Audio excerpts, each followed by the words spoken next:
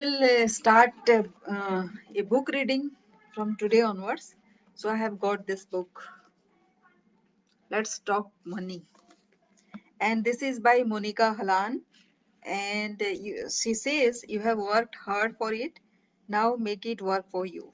So she is the author of this book. If you can see her, so this is the book. So I start by and she has dedicated this book to the Indian income taxpayer. You pull hard for those that don't. So this is the book, and the foreword says,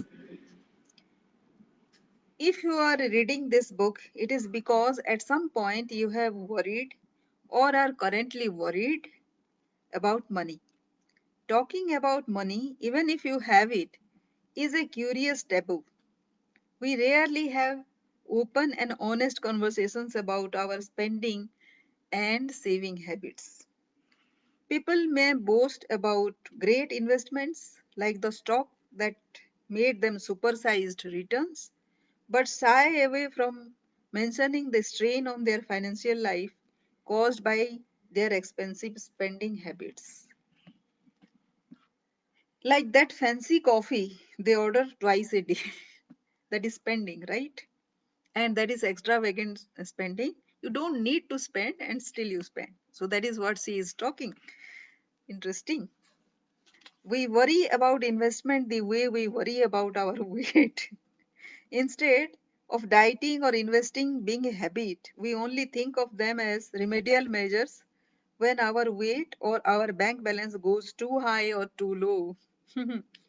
This further exacerbated by the fact that the commission driven world of finance has been deliberately obfuscated for the layman. Of course, we don't understand many of the financial terms, what they are saying.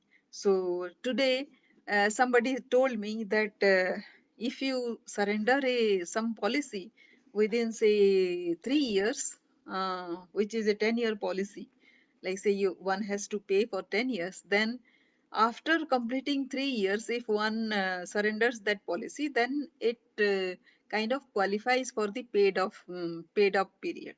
So what does that mean?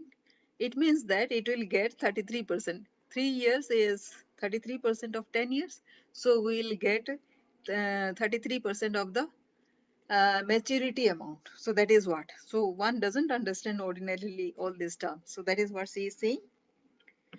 So navigating through the jargon can feel like trying to cut through a dense thicket with a button knife. So if you are going to cut a bush that is very very thick and with a knife, then it is very impossible, no? The same thing she is saying.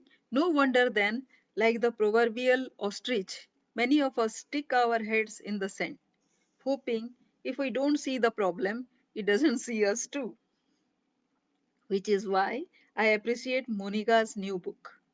It wants us to start having honest conversations about money. This means admitting that our excuses are just that, excuses. Managing your finances is not a luxury for the rich, it is a hygiene for everyone. So, hygiene is very essential for everybody. So is money, right? And finances, of course. I know Monica from her role as a consulting editor at Mint. In our interactions, I was always struck by her focus on the consumer. She would ask all the hard questions about our complex economic affairs and then work to communicate them simply to her audience. As you reach chapter 6, you will learn why. So, it is very essential that somebody communicates with us about money and finances in a very, very simple way, very, very simple language. Monica is not some prodigious financial genius, picking blockbuster investments since she was 16. In the true spirit of talking honestly about money, she humbly admits she started investing quite late and also found it difficult to meet her saving goals in her early years. Her style of advice is not to talk down to people struggling with money, but to empower them to believe that if she did, they can do it too. So the same case with me. I started very late saving into saving, and that actually I had to have some kind of insights about saving, right? And because there are fewer years for me to get a policy mature, so that is how I had to understand and I had to learn many things. So is for many of you. So this will help, I think so. Hence, let us talk money is not a get rich quick scheme, nor is it trying to sell you something.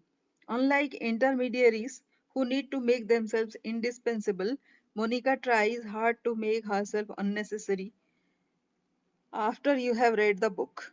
She doesn't just give you academic reasons for her advice, but also helpful analogies and relatable stories to explain why you should manage your finances in the way she prescribes.